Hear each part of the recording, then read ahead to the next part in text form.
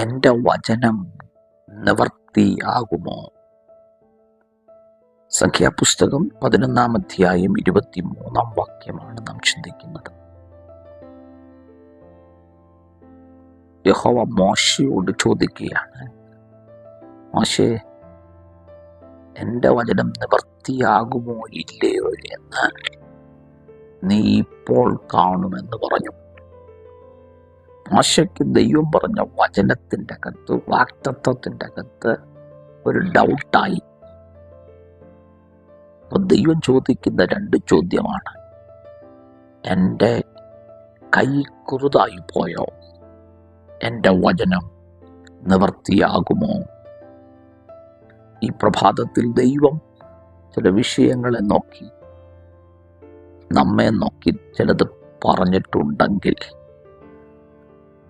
നാം എത്ര അവിശ്വസിച്ചാലും ദൈവം പറഞ്ഞത് ദൈവം നിവർത്തീകരിച്ചിരിക്കും.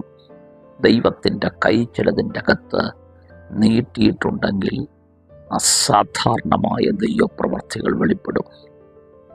ദൈവം ചിലത് നിവർത്തിയാകും. നീ അത് കാണാൻ പോകുകയാണ്. ഈ പ്രഭാതത്തിൽ വിശ്വസിക്കുക. നിൻ്റെ തലമുറയോട്, നിൻ്റെ കുടുംബത്തോട്, നിൻ്റെ ബിസിനസ്സിനോട്, ശുശ്രൂഷയോട്, നിൻ്റെ ഭാവിയെ സംബന്ധിച്ച് ദൈവം പറഞ്ഞത് നിവർത്തിയാകുമോ അല്ലയോ എന്ന് നീ കാണാൻ പോവുകയാണ്. കർത്താവേ, ചില ദൈവപ്രവർത്തികൾ ഞങ്ങൾക്ക് വേണ്ടി ചെയ്യുന്നതിനായി നന്ദി. അത്ഭുതം ചെയ്യണം യേശുവിൻ നാമത്തിൽ തന്നെ. ആമേൻ. God bless U.